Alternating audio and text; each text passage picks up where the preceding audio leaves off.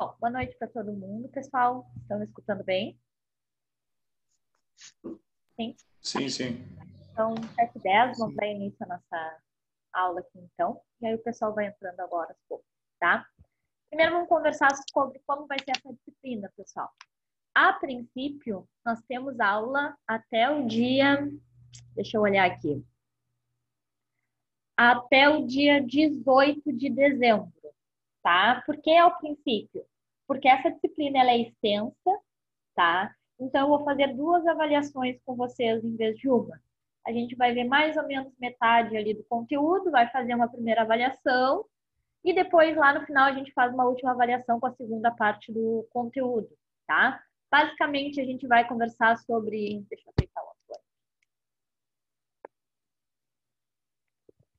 A gente vai fazer uma introdução à disciplina para a gente rever alguns conceitos que a gente já viu, tá? E ter noção de outros que vocês vão ver mais a fundo em outras disciplinas, tá? Então, hoje a gente vai fazer uma introdução na disciplina e na parte de propriedades dos materiais, tá? Que vocês têm uma cadeira exclusiva para isso, tecnologia dos materiais, tá?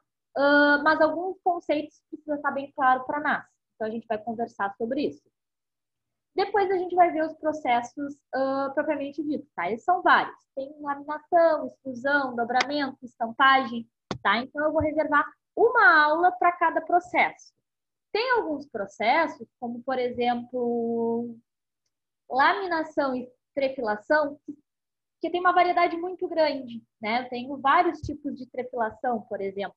Laminação principalmente, tá? Então se ficar muito extenso, a gente faz em 2 aulas. Mas a ideia é não misturar o mesmo assunto em 2 aulas. E a gente vai ver os processos com calma, tá? Alguns vocês podem já ter visto, outros não, tá? Caso queiram se aprofundar em mais algum, tá? São todos processos de conformação. A gente vai ver de forma geral todos, né? Tem uns mais específicos, depois que a gente vai ver lá no final, os processos de conformação especiais, tá? Que são usados em produtos finais especiais. Não tem muita opção de produto que utilize, mas são sempre os mesmos especiais, tá? Então a gente vai conversar sobre eles. Não vai ver tanto a fundo quanto aos básicos, mas a gente vai ter uma noção. Até para caso vocês se deparem, né? Já conhecem sobre o assunto mais ou menos. Vamos ver todos os processos, então, passo a passo, o tipo de equipamento que tem, aonde a gente aplica, quais são as principais características de cada processo, como é que a gente obtém, então, aquele material naquela geometria específica a partir do processo, as forças que a gente usa, temperaturas de trabalho, alguns são a quente, outros são mornos, outros são frios. Quando que a gente usa cada um desses, né? Porque às vezes eu faço uma conformação a quente, porque às vezes eu faço a frio, tá? Cada um tem as suas características, aí a gente vai ver devagarzinho cada uma dessas, tá? Nós vamos também falar, antes do processo, eu gostaria de ver isso com vocês antes de ver os processos, tá? Sobre metalurgia do pó. O que é isso? É como que surge, então, o metal, né? O ferro, o aço, base, que a gente utiliza para todos os processos, tá? Da onde que vem o aço? De que forma que ele vem? Tá? Como que é o processo? Isso também complementa a parte mecânica, né? Eu não posso comprar só ou tubos ou chapas e conformar do meu jeito. Posso até, mas alguém tem que fazer, né, a primeira etapa, que é extrair o ferro propriamente dito, tá? O mineral, né? E transformar ele em uma matéria-prima. Né? A gente não tira placas lá de aço da natureza, a gente pega o mineral e transforma ele ou em chapas ou em cubos, tá? Como que é feito esse processo? Como que ele vem? Então a gente vai ver primeiro esse passo a passo. Depois que a gente entender como é feito, então, todo o processo, desde pega o minério de ferro lá, aí já na nossa parte, né? Nossa parte começa com a chegada do minério de ferro. Como que a gente transforma eles em chapas para vender para uma indústria que vai, né, usar a chapa para fazer qualquer elemento que ela queira lá? Então, a gente vai ver a origem, como que é feito, e depois a gente vai ver os processos, tá? Dificilmente uma mesma empresa faz os dois. Normalmente, eu tenho empresas que fazem a matéria, pegam a matéria-prima da natureza e transformam em um produto base simples, tá? O que é simples? É uma chapa, é um cubo, é barras, tá? A segunda empresa, ela sim faz a usinagem. Vocês têm uma disciplina só sobre processo de usinagem, tá? E também faz a conformação, que é o que a gente vai ver na nossa disciplina, né? Conformação de qualquer elemento, né? Cada processo vai dependendo do que eu quero produzir. Alguns são simples, como fios. Às vezes eu quero geometrias mais complexas, como, por exemplo, o cabeçote de um motor. Ele tem que ter a geometria certinha ali para todos os componentes serem acoplados perfeitamente, tá? Então, cada processo tem as suas características. Depois de ver cada processo, então, lá no final a gente vê os processos especiais, que a gente só dá uma pincelada para vocês terem noção de, naqueles casos específicos, a gente tem opções que não as convencionais, tá? E cada vez mais está se utilizando esses processos especiais, tá, gente? Existe uma tendência, então, de artigos exclusivos. Normalmente, esses artigos exclusivos têm um mercado um pouco diferente do convencional. O que é o mercado convencional? Né? Eu faço produção em massa e consigo diminuir o valor do meu produto final. Né? Normalmente, eu até classifico como carro. Eu tenho os carros com valor, aqueles básicos, né? Tenho os um pouquinho mais caros e eu tenho grupos. Cada marca, né? Cada marca de carro tem os seus modelos dentro de cada grupo. Os básicos, os médios e de alto padrão. Deixa eu aceitar o colega só. Né? Mas, além disso, eu tenho artigos exclusivos. Normalmente, todos os artigos exclusivos, eles têm outro mercado, que é aquele mercado que não se importa com o preço. Já que ele é exclusivo, né? Ele vai ter um valor agregado muito maior, isso é certo, tá? Só que, normalmente, esse mercado não se preocupa com o preço. É menor esse mercado? Muito, né? Infinitamente menor do que o popular. Só que o valor de um único artigo agregado é um valor muito alto, tá? São poucas as pessoas que compram esses artigos, mas tem pessoas que pagam muito por esse artigo, né? E aí eles necessitam de processos de usinagem e de conformações especiais, né? Tem que ter um acabamento, uma qualidade superior, tá? A gente vai ver sobre isso. E tenho também, no último lá, a gente vai ver processos de conformação de polímeros, tá? Por que a gente vai ver os polímeros, gente? Porque na indústria mecânica, né, que a gente chama de metal mecânica, até um tempo atrás, basicamente todos os elementos eram metálicos, né? Sejam de aços mais nobres, outros aços mais simples, mas era elementos metálicos, né? O polímero, gente, está entrando no mercado com tudo, tá? Tem várias peças que antes eram feitas de metal e hoje são sendo feitas de um polímero, tá? Antigamente, por que eu não usava o polímero? Porque eu só tinha polímeros simples, plásticos, né? Simples. Normalmente, eles não se adequavam à situação. Como, por exemplo, em equipamentos mecânicos, é normal eu ter uma temperatura elevada no processo, né? O plástico a temperatura elevada, aquele plástico mais simples, ele derrete, né? Hoje a gente tem polímeros que alcançam altos valores de temperatura para trabalhar. Qual era outro empecilho do polímero, gente? Além de não ser resistente à temperatura.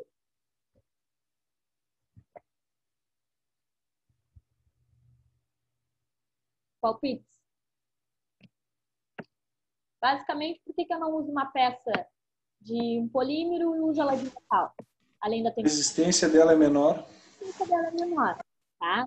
Isso também hoje está cada vez mais estão se avançando os processos de usinagem, conformação e criação de polímeros. Hoje eu tenho polímeros com altíssimas resistências mecânicas, né? Aí eu uso. Ah, mas por que, claro, né? Polímeros com um processo diferente, né? O que acontece? O valor dele é mais alto. Como os processos mecânicos, podemos dizer assim, são de conhecimento geral, o que é isso? Tudo que é indústria, todo mundo sabe trabalhar com metal. Então, só acaba sendo produtos mais baratos, né? Polímeros de alta resistência, né? O que a gente chama de polímeros de engenharia, são mais caros. Mas por que a gente vai substituir um material que a gente já sabe mexer, já sabe produzir, por um material mais caro, tá? E diferente? Porque o polímero tem como grande vantagem um baixo peso, tá? Então, algumas situações, o peso do componente conta muito, tá? Exemplos, pessoal. Por que eu vou substituindo peças mecânicas por peças de polímero? Aplicações práticas.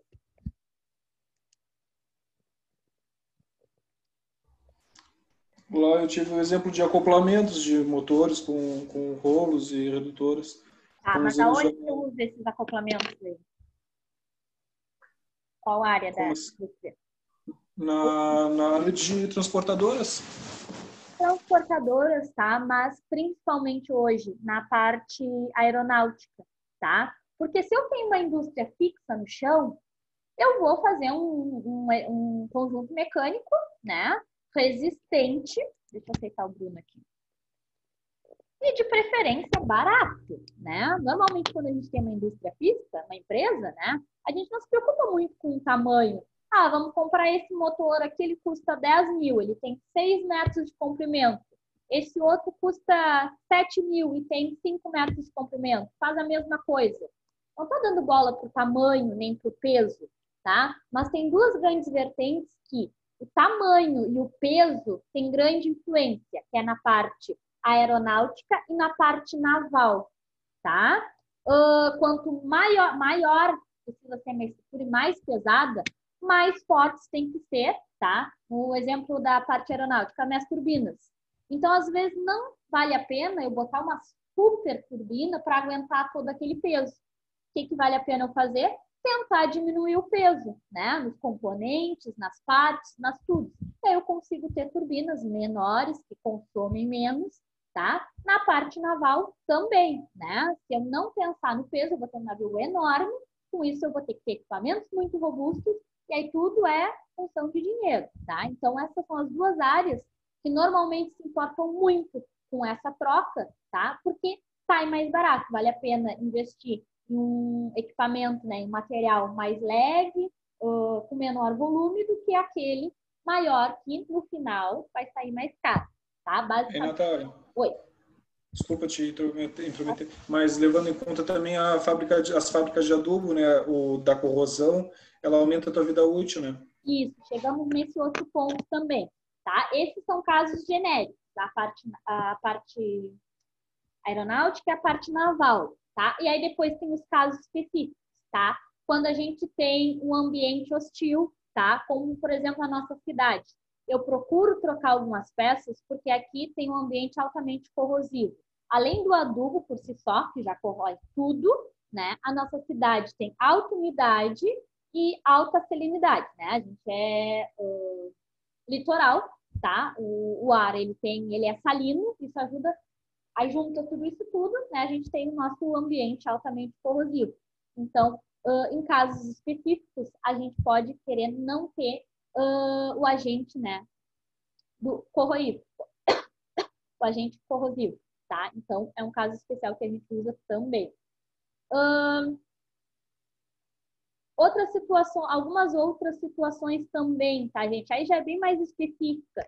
Quando eu estou trabalhando com alguns elementos químicos, tá? Na produção de alguns elementos químicos.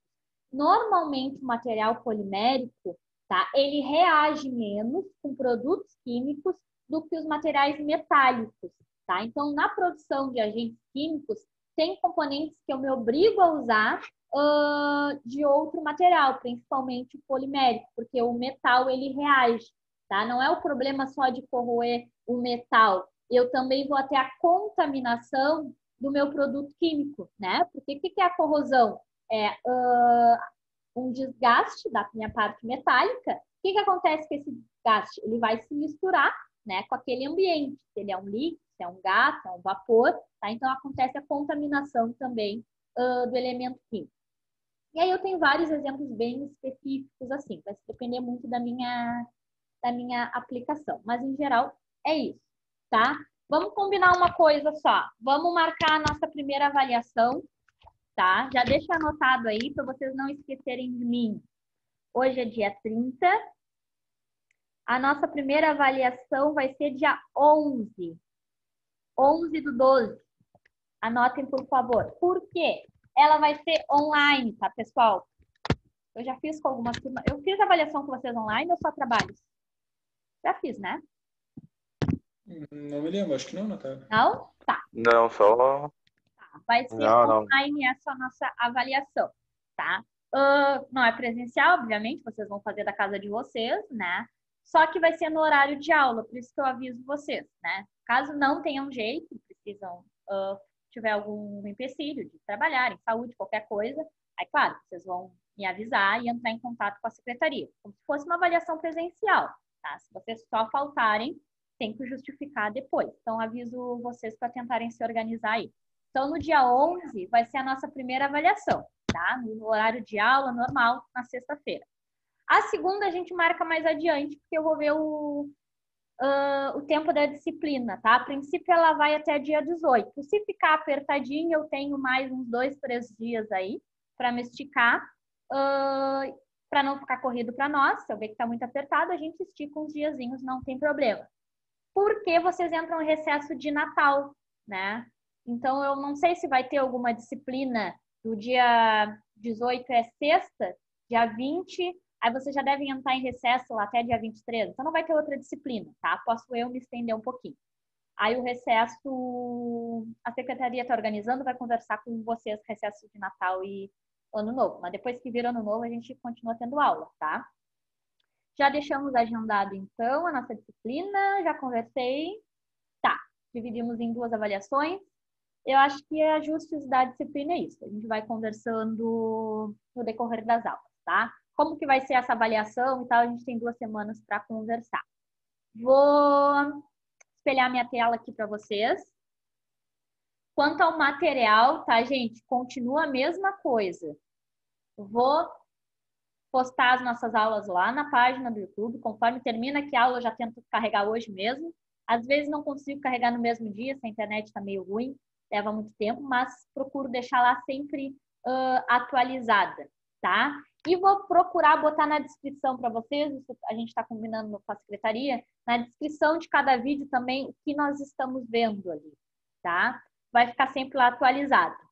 Tá o vídeo lá, e o material eu vou mandar para vocês em forma de PDF, tá? No final de toda a aula eu mando para vocês. Tem uma apostila específica dessa disciplina, acredito que o Rafael já tenha mandado para vocês lá no grupo, tá? Só que eu não gosto muito daquele material. Tem coisas que ali não cita, tem coisas que é visto de uma forma que eu não gosto muito, acho um pouquinho atrasada. E aí eu preferi montar o meu material, tá? Então não tem necessidade de imprimirem aquela apostila e tal. Eu vou mandando para vocês o meu material todo em PDF, vocês vão salvando aí, tá? Caso não consigam salvar alguma coisa, é só me pedir que eu mando para vocês. Deixa eu aceitar o colega.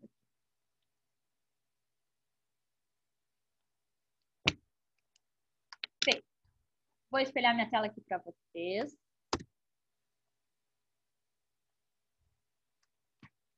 E vou aumentar aqui.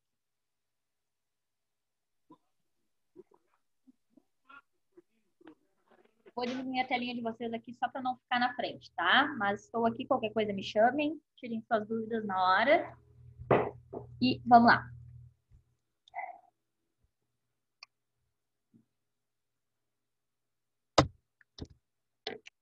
Essa barrinha eu vou botar lá para baixo.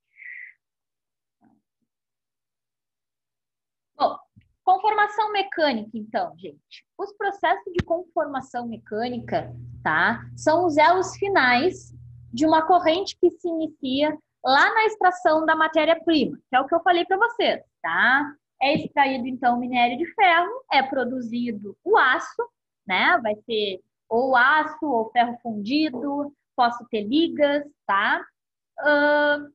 A alteração da geometria de um material, então, através da aplicação de forças, deixa eu anotar o IA. Dificilmente a mesma empresa que faz a extração, tá, produz a matéria-prima, é a mesma que faz o produto final, tá? Isso é bem incomum. O que é comum? Eu tenho uma empresa que faz a extração e fugiu o termo. A reciclagem do material, tá? Normalmente, as empresas que produzem a matéria-prima através do minério de ferro também fazem reciclagem, tá? Ou seja, recebe aquele aço utilizado, funde ele de novo e transforma ele, claro, purifica ele, transforma ele em matéria-prima de novo, tá? Isso é bem comum. Existem matérias-primas, tá?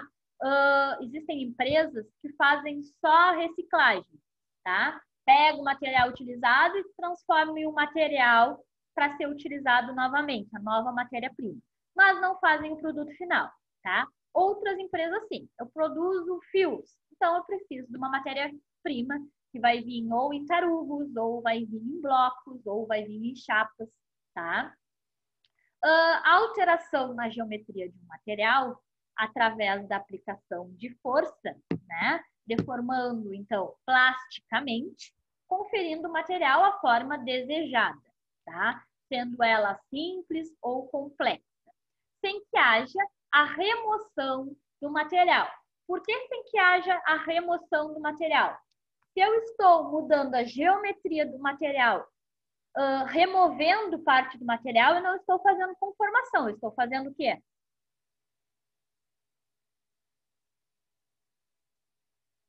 Só temos duas opções de processos mecânicos aí. Se eu estou fazendo a remoção do material, eu estou fazendo usinagem. Se eu estou fazendo a conformação do material, se eu estou fazendo a deformação do material sem remover material, estou fazendo conformação, tá? É assim que se dividem os dois principais processos, usinagem e conformação. Basicamente, a conformação é bem antiga, tá, gente? Primeiro se conformava ouro, prata e cobre, e depois veio o zinco e o cobre, tá? O zinco e o cobre é o que forma o bronze, tá? A conformação e a usinagem são processos em si bem antigos, tá? O que variam só são as novas tecnologias e como se foi se fazendo esses processos. Quais são as vantagens da conformação, tá? De conformar material? Eu tenho o aproveitamento do material, né? Diferente lá da usinagem, que eu tenho, então, parte do material, ele vai fora. Aquele material em excesso que eu usinei vai fora. A conformação, não. Eu aproveito todo o material, tá? Ele tem velocidade no processo também, tá? Com velocidade, eu consigo produção em massa, tá?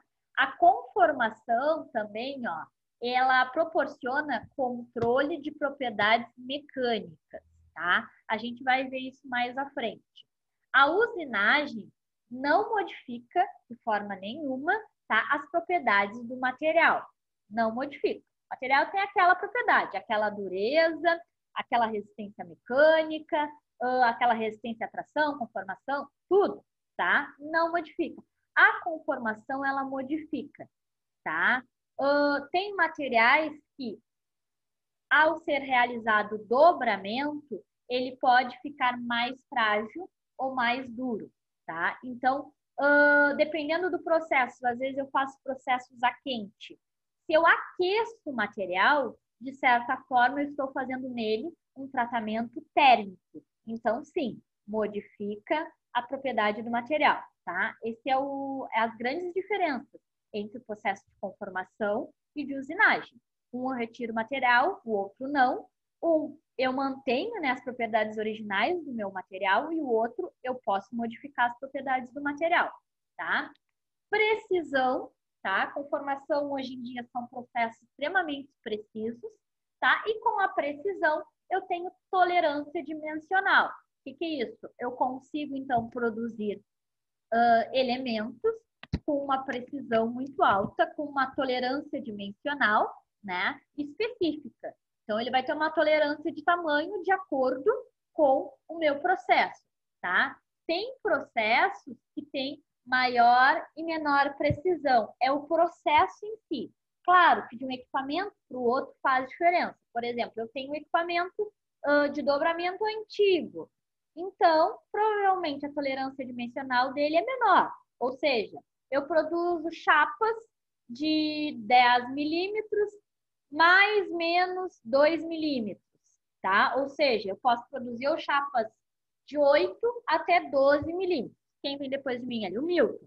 Se ele tem um equipamento mais moderno, provavelmente, né, as chapas deles vão ter uma tolerância dimensional menor. Então, ele quer chapas de 10 milímetros. As dele sai sempre entre 9 e 11, mais preciso. Enquanto as minhas saem de 8 a 12, tá? O equipamento faz diferença? Faz. Só que o processo também, tá, gente? Tem processos que eles têm limites de tolerância dimensional, tá? Tem processos que têm baixa tolerância dimensional. Então, eu posso ter o equipamento mais moderno do mundo. Não adianta que eu não consiga uma precisão tão grande, tá? Isso serve para usinagem lá também. Bom, quais são as desvantagens? Eu tenho custos elevados. Isso é muito... Isso depende muito, tá? Porque cada processo tem um custo agregado. Alguns são mais em contra, outros são mais pesadinhos, tá? Então, depende do processo. E exige grande volume de produção, tá? Por que exige grande volume de produção? Porque são equipamentos caros, tá? São equipamentos que exercem muita força. Então, em geral, eles são caros. Por menores que sejam, são equipamentos caros. Então, se eu não tenho um grande volume, se eu não vou fazer uma produção em massa, não vale a pena, tá? Se eu produzo algumas peças e são apenas algumas que eu faço aquele processo de conformação, provavelmente não vale a pena eu ter o equipamento e alguém capacitado para fazer. Vale a pena eu terceirizar só aquelas que eu forem fazer, tá? Vou ter os equipamentos próprios só quando eu tenho produção em massa. Senão, nunca vale a pena financeiramente. Como que são classificados, tá? Os processos de conformação, tá? Primeiro, eles são classificados quanto ao esforço, tá? Que tipo de esforço aquele equipamento faz na minha matéria-prima, tá? Nós vamos ver todos esses itens aí.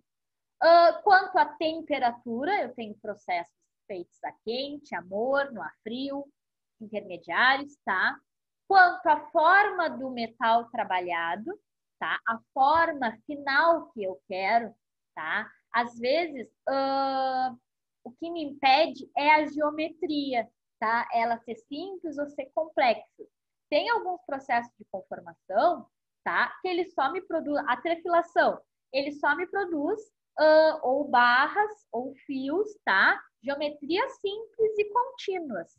Se eu quero uma geometria complexa, como por exemplo a carcaça de um motor, tem alguns processos que não permitem fazer essa geometria. Então, a forma final que eu quero também é determinante no processo que eu vou escolher, tá?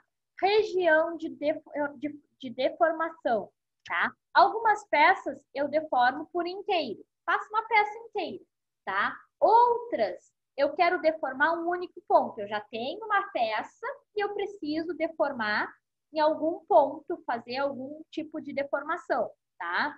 Quando é assim de forma pontual, eu também dependo do processo. Alguns permitem, outros não. Fluxo de deformação do material. O que é isso? Fluxo é a quantidade de material que eu estou deformando. Meu processo como um todo, tá? Eu tenho alguns processos contínuos, outros intermitentes.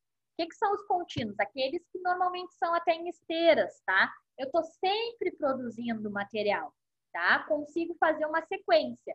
Primeiro aquece, depois acopla, depois deforma, depois sai. Isso é um processo contínuo. E tem aqueles que são intermitentes. Eu não consigo, tá? Automatizar o processo. Eu produzo várias peças, paro um pouquinho, depois produzo outras, tá? Tem alguns processos que não conseguem ser contínuos. Isso é fluxo de deformação do metal. E o tipo de produto, né? Que tipo de produto, o material que ele é, a geometria que ele vai ter, tá? Bem específico. Vamos lá, então. Quanto ao esforço, tá, gente? Opa, voltou. Nós já falamos sobre isso, eu tenho diferentes esforços, tá? No material. O que a gente falou também? Que o material tem um comportamento frente a cada tipo de esforço. Ele pode aguentar um alto valor de tração, um alto valor de compressão, tá? Mas em torção ele é extremamente frágil, tá? Mesmo o material, ele se comporta diferente aos diferentes esforços, tá? Então, eu tenho esforço de tração, quando eu né? Puxo as minhas extremidades de sentidos opostos, compressão, cisalhamento. O que é o cisalhamento? Quando eu tenho movimentos de sentidos opostos, tá?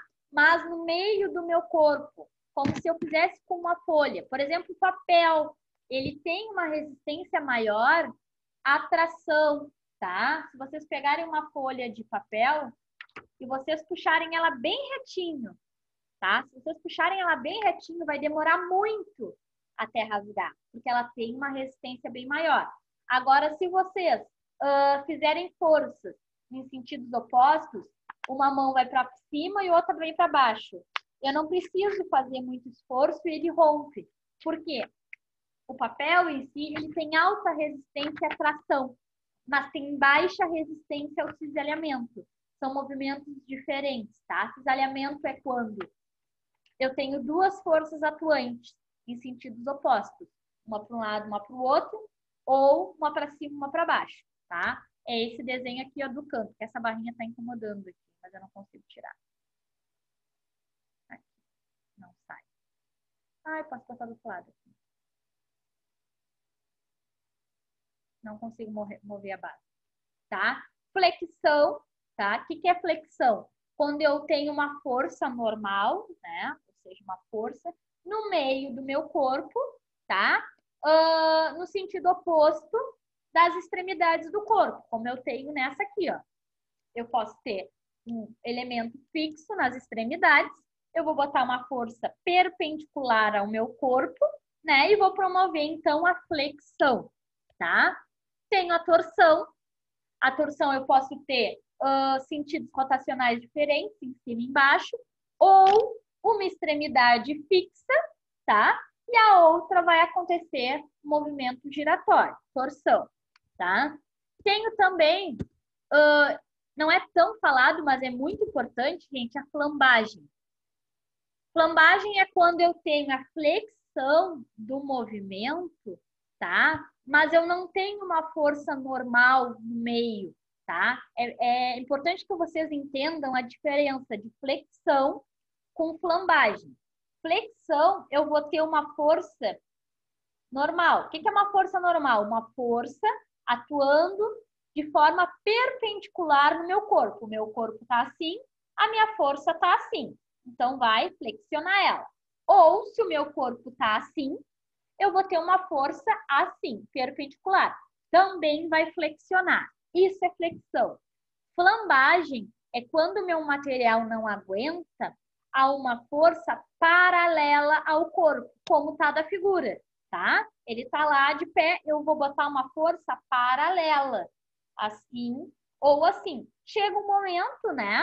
Normalmente é bem no meio do corpo, que o meu material não aguenta mais e ele flamba, tá? Ele flexiona, mas ele não flexiona por uma força perpendicular a ele flexiona por uma força normal, tá?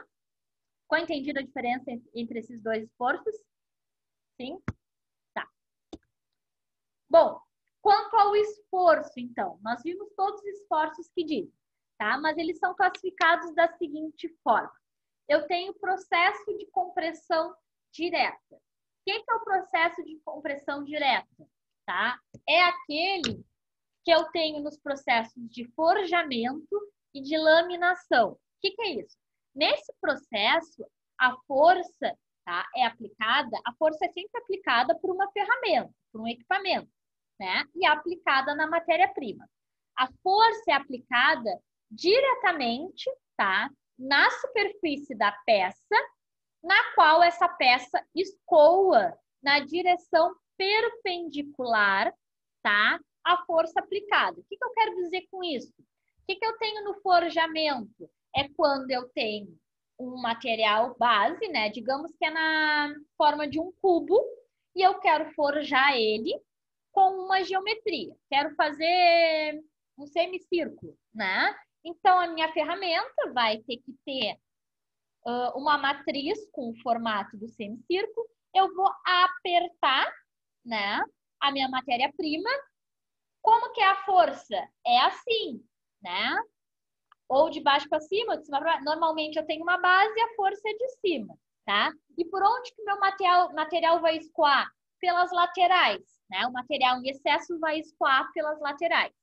Como se eu apertasse a minha peça, ela escoasse, tá? De forma, a força é normal e o material escoa de forma perpendicular. Isso que é compressão direta, tá? Tenho no forjamento e na laminação. Ó, um exemplo de forjamento, tá? Eu tenho a minha matéria-prima aqui, meu equipamento. Eu vou fazer uma força, né? Paralela ali a minha matéria-prima. A matéria-prima vai criar a forma da minha matriz e vai escoar pelas laterais de forma perpendicular. Tenho isso no forjamento e tenho isso na laminação. Ó, eu vou ter um movimento e ele vai escoar pelo sentido perpendicular. Tem o processo de conformação indireta, tá? Tem que exemplos? Na trefilação, na extrusão e na estampagem, tá? Uma força de tração ou de compressão, né, é aplicada sobre a minha peça que eu quero deformar, mas as interações da peça com a matriz, tá, originam elevadas forças de compressão, fazendo que o material escoe através desta, tá? Melhor que explicar é mostrar uma figura para você. A barrinha de acessórios aparece para vocês ou só para mim? Aqui embaixo. Não? Só para ti, tá? Então, só para mim vocês estão vendo bem. Esse é o processo de trefilação, tá? Eu vou empurrar o meu material base, né, para uma matriz.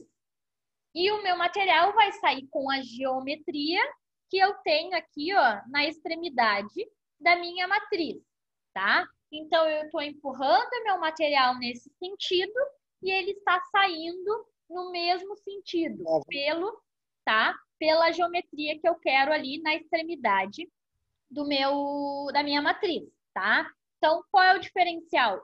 Um, basicamente, vai escoar de forma perpendicular e o outro vai escoar de forma paralela, mas não apenas paralela, mas através da matriz. Eu sempre tenho que ter um orifício na matriz e ele vai sair por esse orifício. Diferente do forjamento, vai sair pelo final, pelas extremidades da matriz, não um orifício específico, tá? Então, o forjamento eu forjo ali o meu material base e o excesso vai sair de forma desalinhada. A trefilação, o excesso sai perfeitamente na geometria que eu quero, como é feito os fios. É empurrado, né, a matéria-prima por um orifício, né, redondo e ali vai sair o meu fio. Ele vai sair de forma contínua, tá? Enquanto eu estiver alimentando a minha matriz, meu fio sai contínuo. Ele pode ter 2, 3, 50 metros. No forjamento, o excesso sai, né, de forma aleatória, no qual eu não aproveito. Não aproveito no processo daquela peça, né? O excesso normalmente é feito a reciclagem em geral. Extrusão, mesma coisa. Deixa eu passar a telinha para vocês verem, tá? Qual é a diferença da extrusão, então? Eu vou ter duas forças atuantes. Não vai ser só uma empurrando, né? Só uma. Eu vou ter duas forças em sentidos opostos. Eu tenho uma empurrando aqui, ó, mas eu também tenho uma força para diminuir a minha área. Tá? Mas basicamente produz peças parecidas com a trefilação, tá?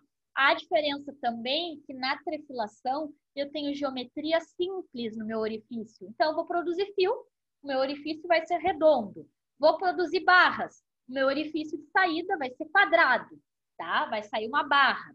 Na extrusão, eu posso ter geometrias mais complexas. Eu vou ter ali desenhado, né? E vai sair da mesma forma. Como, por exemplo, essas pecinhas de polímeros aqui, tá? Tem pecinhas metálicas também. Ela sai com a geometria que eu quero. Deixa eu passar lá. Estampagem, tá? A estampagem, ela também, né? O material vai sair de forma paralela, mas a estampagem por si só, ela não tem o material em excesso. Qual é a diferença, então, do forjamento para a estampagem? O forjamento, eu vou forjar minha peça e eu vou ter material em excesso. A estampagem, o meu material base vai continuar com o mesmo volume. Claro, se eu aperto ele, a dimensão dele aumenta. Mas o volume de material, a quantidade de material é a mesma, antes e depois da estampagem. No forjamento, não. Eu tenho um cubo que tem que ter excesso de material, né? Material suficiente para ter a geometria que eu quero. E vai sair o excesso. Outro tipo de esforço, tá? Processo trativo. No processo trativo, eu faço, por exemplo, o estirramento, tá? Esse processo, ele consiste na aplicação de forças de tração, tá? Geralmente em chapas, onde a peça é fixada por garras, né? E uma matriz aplica uma força perpendicular a essa chapa, tá? Causando, então, o estiramento, tá? Então, eu vou segurar a minha peça e vou deformar ela. Vou mostrar a primeira imagem aqui para vocês, tá? Eu vou ter a fixação da minha peça e depois eu faço a deformação, tá? Eu não vou ter também excesso de material. O que vai acontecer quando eu estou trabalhando com chapas? Conforme eu aplicar força na minha matriz, né?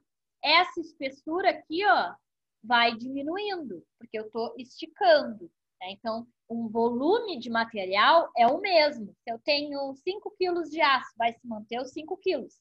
Só que se eu tinha uma chapa com 10 milímetros de espessura e estou estirando ela, no final do meu processo, lá, ela pode ter 6 milímetros, né? O volume é o mesmo e as dimensões é o que muda. Tenho também o processo de dobramento, que é simples, né? Através da aplicação de momentos fletores, tá? O que são os momentos fletores? Momentos que vão proporcionar a flexão, tá? De uma peça. Vou flexionar ela, vou dobrar ela de acordo com a geometria que eu quero. Um exemplo de dobramento. Tenho também o processo de cisalhamento, tá? Dentre todos os processos citados, esse é o único que leva até a ruptura do material, tá? É um processo de corte, na verdade, mas, tecnicamente, ele é um processo de cisalhamento, tá? Através de aplicações de forças cisaliantes, que a gente sabe que é uma para baixo, uma para cima, ou uma para um lado, uma para o outro, tá? Com intensidades suficientemente grandes para realizar, então, a ruptura do material, tá? São processos de corte. Por que não é considerado um processo de usinagem? Porque eu não tenho uma ferramenta para usinar o meu material, tá? Eu tenho uma matriz e o material não vai ser cortado por uma ferramenta. Ele vai ser cortado por ruptura, tá? Porque uma matriz fez uma força com sentido oposto da outra e o material por si só vai romper, tá? Por isso que corte ou processo de cisalhamento é considerado um processo de conformação, tá? Porque eu não tenho atuação de uma ferramenta que por si só está cortando, né? Ou ferramenta ou algum outro material, né? Porque eu tenho, por exemplo, usinagem a laser. Não é uma ferramenta propriamente dita, é uma reação, né, física que eu tenho que corta a minha peça. No processo de cisalhamento, é a própria peça que promove ruptura, né, através dos esforços que estão sendo aplicados nela. Natália, Oi. Cortar uma peça com guilhotina seria cisalhamento? Guilhotina, aquela que cai? Isso. É parecido, ela faz a força contra a chapa, assim. Depende. Tem aquela que empurra, tem duas, na verdade. Tem aquela antiga, né? Tipo, cortava a cabeça das pessoas, que aí tem uma ferramenta. Não, mas não essa, não essa daí. Tem aquelas por chapa. Ou uma fica parada e a outra mexe, ou as duas mexem. Nesse segundo caso, tá? É por cisalhamento. Seria essa industrial que eu digo, que tu bota uma... Tecnicamente não é. Tá? Tecnicamente é um processo de conformação, aí gera corte por cisalhamento, não é de usinagem. E aí eu tenho desses dois modelos, tá, gente? O que ele quis dizer com isso? É corte de chapas isso, tá? Tem uma chapa. Aí eu tenho dois tipos de equipamento. O meu equipamento é dividido basicamente em dois, tá? Fica a chapa, então, sobre as duas partes. Aqui fica uma chapa inteira e aqui as duas partes, tá? A chapa aprisionada aqui. Tem alguns equipamentos que movem as duas partes, uma para cima, uma para baixo. Tem outras que mexem apenas um lado. Vai provocar o mesmo movimento, tá? Depende da construção do equipamento. Mas é isso, sim, é um processo de conformação, né, que gera um corte. Bom, parecido com esse da figura, tá? Quanto à temperatura, tá, gente? A temperatura de conformação é um dado muito importante, tá? Nos processos, porque eles influenciam em vários aspectos, tá? Deixa eu aceitar o colega. Eu tenho, primeiro, trabalho a frio, tá? Quais são as vantagens e as desvantagens do trabalho a frio? Gente, trabalho a frio é fazer a conformação na temperatura ambiente, não é resfriar a peça, tá? É só não promover nenhum tipo de aquecimento na peça. É ela na temperatura ambiente, tá? Então, eu tenho temperatura ambiente ou muito pouco aquecido, tá? Gera o encruamento. O encruamento faz com que aumente a dureza do material, tá? Quando eu conformo uma peça à temperatura ambiente, normalmente acontece o encruamento, o aumento da dureza do material. Lembram que eu falei para vocês que processos de conformação modificam, né, as propriedades original do material, tá? Ele fica duro, tá? O material com uma maior dureza, mas também com uma maior fragilidade, tá? Tem um lado bom, tem um lado ruim.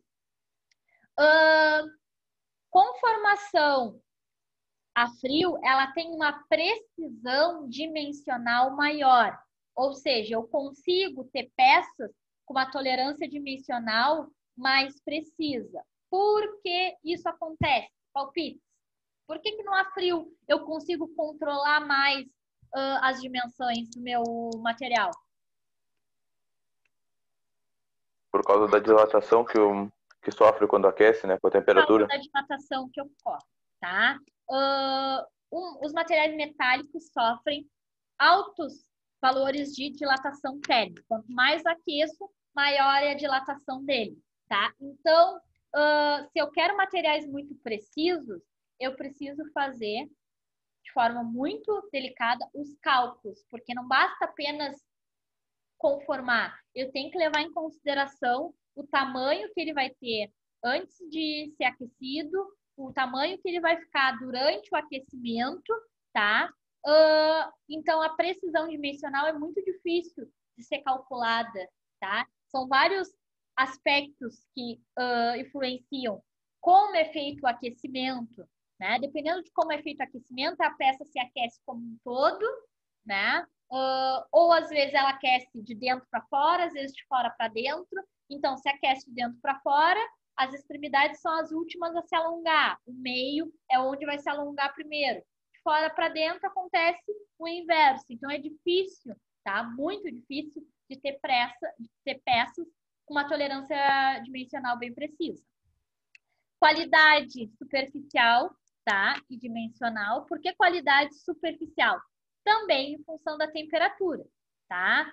Quando eu aqueço meu material, de certa forma, eu estou fazendo um tratamento térmico, estou modificando a superfície do meu material, tá? Então, a frio, ela tem uma qualidade superficial maior.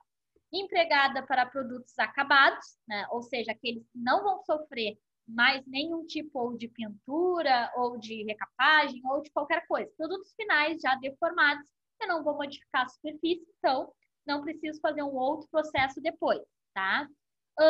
São equipamentos e ferramentas mais robustos, tá? E com maior potência.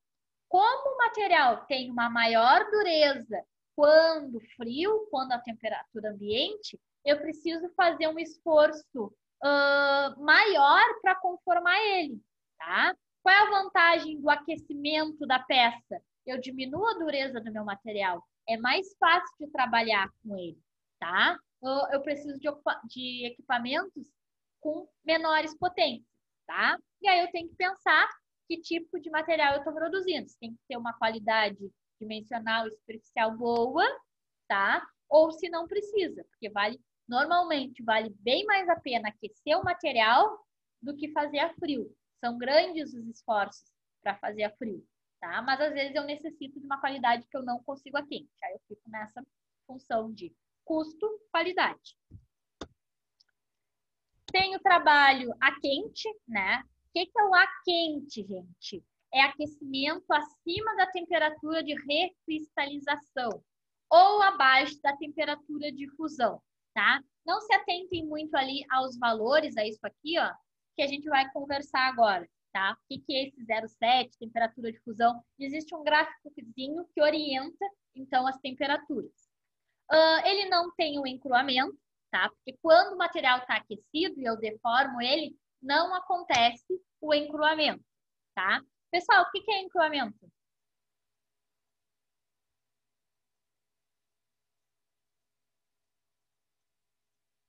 Palpite?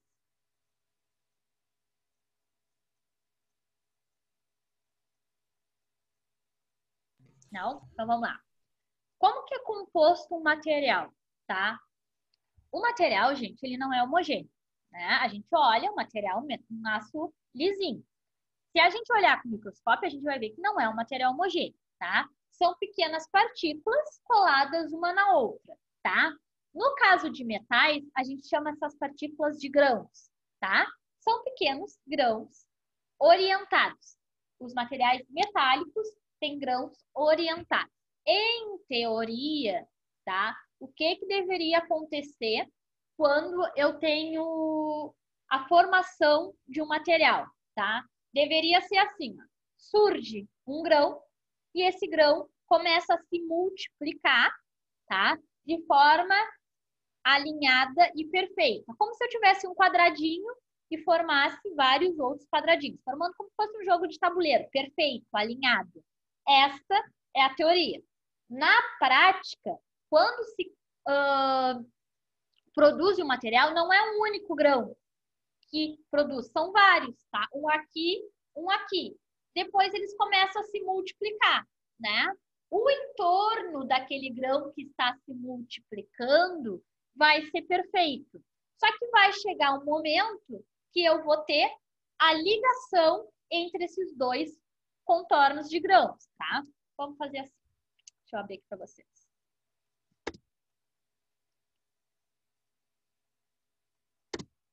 Aqui, tá, gente? Vou fazer com redondinhos aqui. Em teoria, tá, gente? O que deveria acontecer na criação do material? Um primeiro material se origina, tá? O meu material tem que ter esse tamanho aqui desse quadrado. Não, muito grande, vou fazer menor, tá? O primeiro se origina, depois ele deveria se multiplicar de forma perfeita, assim, ó, até ficar do tamanho da peça que eu quero. Perfeitinho, tá? Seria como se fosse totalmente alinhado. Na prática, o que acontece? Não se formam apenas um grão na origem, se formam uns 2, 3, vamos botar 2, de tamanhos diferentes, ó. Então, esse daqui começa a se multiplicar de forma alinhada e perfeita.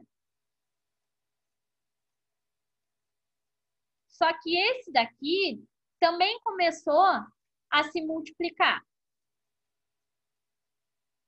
O que aconteceu de problema aqui, ó? O problema, gente, é isso aqui, ó.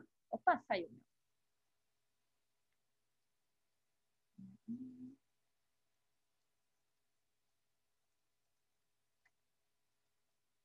Por que não tá saindo minha coisinha?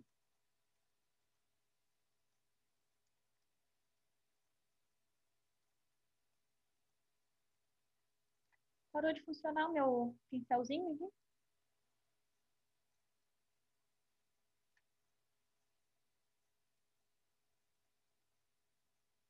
Aqui, deu. Ó. Ó. Se multiplicou de forma perfeita, certo? O problema começa no contorno entre esses dois, gente, ó. essa multiplicação aqui está perfeita, está alinhada. Só que esse contorno aqui, ó, não está perfeito. Que é quando encontra a multiplicação de um grão com o outro grão, tá? Isso daqui a gente chama de contorno de grãos, tá? O contorno de grão, que é o que dá, então, a dureza de um material, tá? A trinca, gente, ela quase nunca quebra um grão, tá? Por isso que materiais de maior qualidade, tá? Tem melhores propriedades mecânicas. O que é maior qualidade? Quando ele foi feito, tá? Isso necessita de técnicas mais delicadas, tá? Foi feito da maneira mais homogênea possível, tá? Então, eu vou ter poucos contornos de grão. Quando eu tenho um material feito de uma maneira mais barata, ele tem muito contornos de grão, tá? Quando é gerado, então, uma trinca, tá, gente? A trinca quase nunca ela faz isso, ó, ela vai lá e corta um grão. Não, ela se cria e ela se propaga nos contornos de grão. Ela faz isso aqui, ó, ela se cria e ela vai fazer esse caminho aqui, ó. Tá? Então, quando eu tenho um material menos homogêneo, normalmente ele tem uma resistência mecânica menor, porque eu tenho vários contornos de grãos para a trinca, então, se propagar, tá? Vou voltar para o nosso assunto aqui, tá? O que é, então, o encruamento? O encruamento, tá? É a formação desses grãos de uma maneira mais homogênea, tá? Esses grãos vão se encruar um no outro e vão eliminar esses contornos de grãos. Então, isso dá uma maior resistência mecânica no material, tá? Então, quando eu tenho trabalho a quente, isso não surge. Isso pode ser bom ou ruim, depende se eu quero um material com uma maior resistência ou não, tá? A aplicação de produtos semi-acabados, tá? Quando eu trabalho a quente, normalmente eu tenho que fazer um acabamento superficial. A superfície dele não fica com uma qualidade. Dependendo de onde eu vou aplicar, não preciso dessa qualidade, tá? Se for um lugar que precisa ter uma superfície melhor, eu vou ter que fazer algum outro acabamento. Ele tem uma menor qualidade superficial e dimensional, justamente porque eu tenho o aquecimento da peça. Trabalho mecânico a quente, ele também gera oxidação, tá? A oxidação, ele ocorre a maiores temperaturas, mais facilidade do que a baixas temperaturas, tá? Tem menor necessidade de potência, é uma das grandes vantagens. Consequentemente, eu consigo conformar materiais com equipamentos menores, né? Com menores potências. E aplicáveis a materiais frágeis, tá? Materiais aços extremamente frágeis, tá? Como, por exemplo, aços ferramenta, tá? O aço ferramenta, que é feito, as ferramentas de corte de usinagem, são extremamente frágeis, tá? Então, é muito difícil conformar ela. Se eu vou tentar conformar um aço frágil, a frio, ele quebra e se craquela, tá? Tenho que fazer um trabalho mecânico a quente para aumentar a ductilidade do material, a capacidade de ele se conformar sem quebrar. Tem o trabalho mecânico a morno, né, que é um intermediário, é um aquecimento abaixo da temperatura de recristalização, tá? A gente vai ver sobre as temperaturas agora. Ao trabalho a frio, tá? Deformação plástica facilitada, o aumento da temperatura, tá? Ou seja, é mais fácil de eu conformar, só que como eu não aumentei muito a temperatura, ele também não sofreu grande dilatação térmica, tá? Menor necessidade de potência quando comparado ao frio, né? Maior necessidade de potência quando comparado ao trabalho a quente. É possível fazer geometrias mais complexas, tá? Necessidade de recozimento minimizada, tá? Ou eliminada, tá? Porque quando eu faço conformação a quente, Normalmente eu preciso fazer um tratamento térmico depois, tá? Porque diminuiu a dureza do meu material quando eu conformei ele a quente. Então, eu quero aumentar a dureza dele, eu preciso fazer um tratamento térmico depois do meu material ser conformado, tá? Reúne características do trabalho mecânica, quente a frio. É o intermediário, tá? Tem o trabalho isotérmico. O que é isso? Trabalho a quente com peça e ferramenta com temperaturas próximas, tá? Normalmente, eu só aqueço a minha peça, a minha matéria-prima. Mas eu tenho alguns casos que eu faço trabalho isotérmico. Eu trabalho também com a minha ferramenta quente. Então, ela minimiza a transferência de calor entre as peças, tá? Ela facilita alguns aspectos da conformação, tá? Só que o fato de aquecer a ferramenta faz com que a ferramenta também tenha uma menor vida útil, tá?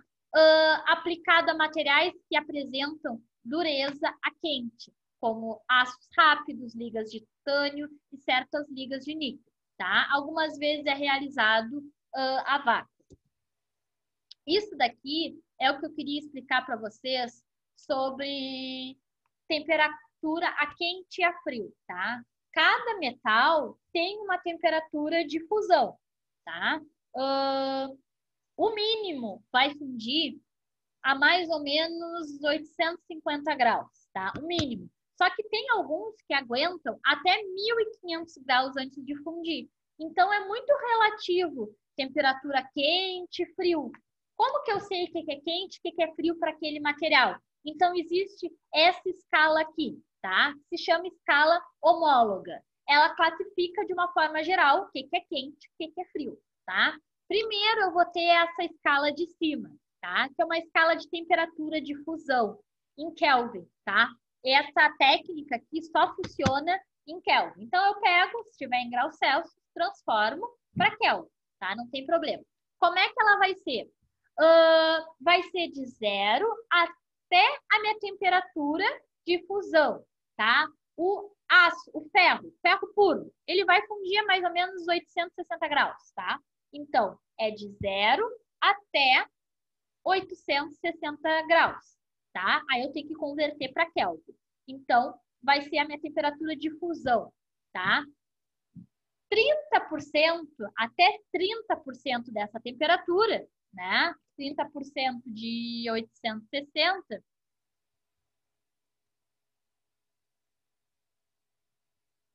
até 258 graus é temperatura a frio, ó. É esse 0,3, tá? É 0,3 da temperatura de fusão. Então, para saber até que temperatura é trabalho a frio, eu tenho que multiplicar a temperatura de fusão daquele material, em Kelvin, por 0,3, tá?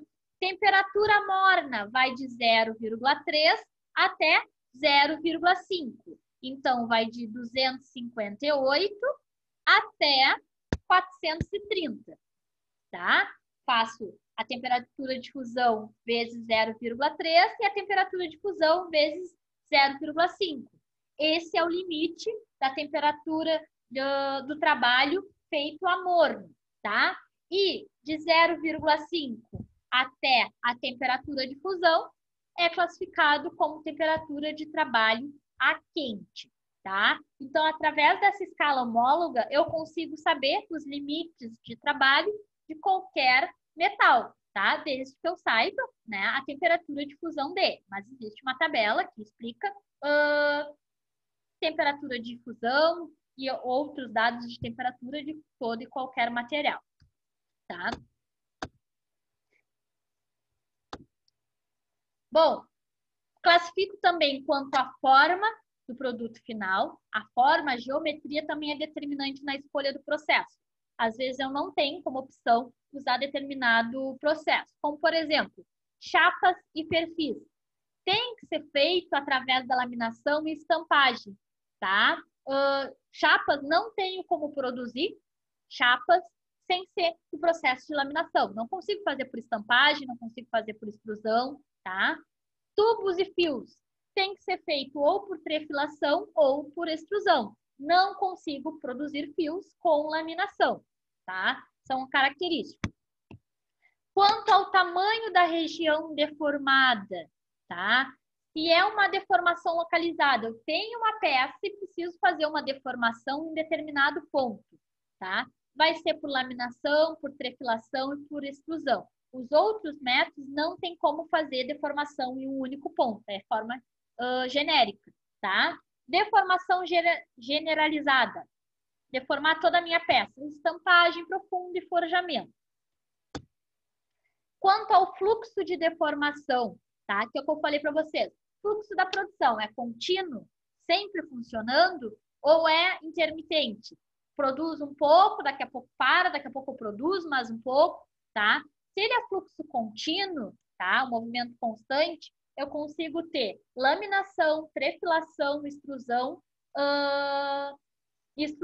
tá? Como, por exemplo, fios. Fios é um processo de um fluxo contínuo. Se eu alimentar continuamente o meu processo de trefilação, eu posso fazer um fio tamanho que eu quiser, tá? Em nenhum momento ele vai terminar ali, ele vai cortar de acordo com as dimensões que eu quero. Só que se eu alimentar ele, eu posso ter um fio de 10 quilômetros, tá? Diferente da estampagem. Ela tem um tamanho, né, específico. Tamanho do meu equipamento. Mais que aquilo, eu não consigo fazer uma peça contínua. E só uma peça com tamanho já pré-definido, tá? Então, fluxo contínuo eu tenho laminação, trefilação e extrusão. E fluxos intermitentes, né? Eu tenho estampagem e forjamento. Não consigo fazer peças contínuas, apenas peças restritas a um tamanho. Bom, isso aqui eu vou dar amanhã. Pessoal, dúvidas até agora? Ou estamos indo bem? Tá tranquilo? Ô, Natália, eu queria te fazer uma pergunta. Se eu estiver trabalhando, no caso, calandrando uma chapa, que tipo de esforço seria a calandragem? Calandragem? Calandragem tu diz aquela que faz a... Isso, que tu faz as curvas, uma chapa, tu faz ela ficar meio arredondada, assim, sabe? Ah, tá. Calandragem é flexão. Flexão? Flexão, tá? Tem aquela que eu faço só o dobramento. Se eu faço só o dobramento, tá? É flexão. Se eu faço o dobramento e o aumento do volume, tá? É estirramento. Uhum.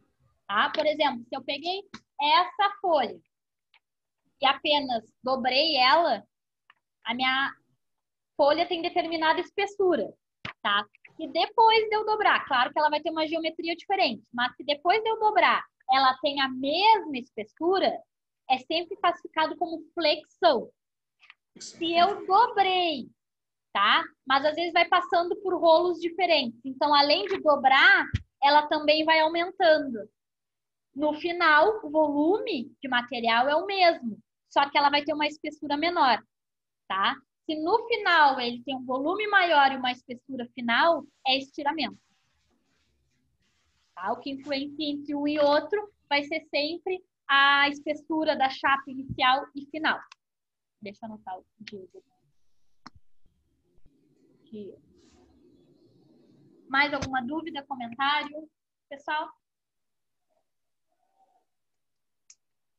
Não? Tá, vamos terminar por aqui hoje, então, que amanhã eu vou entrar em propriedades mecânicas e a gente vai falar um pouquinho mais sobre as propriedades, certo? Para a aula de introdução, eu acho que era isso. A gente vai ver essa parte de propriedades, depois a gente vê metalurgia do pó, e aí depois a gente entra nos processos propriamente ditos, certo? Tá, obrigado, boa noite. Boa noite, pessoal. Já vou mandar o material para vocês lá em PDF e já posto a aulinha aqui para vocês, tá? Beleza. Boa noite, até mais. Boa noite. Boa noite.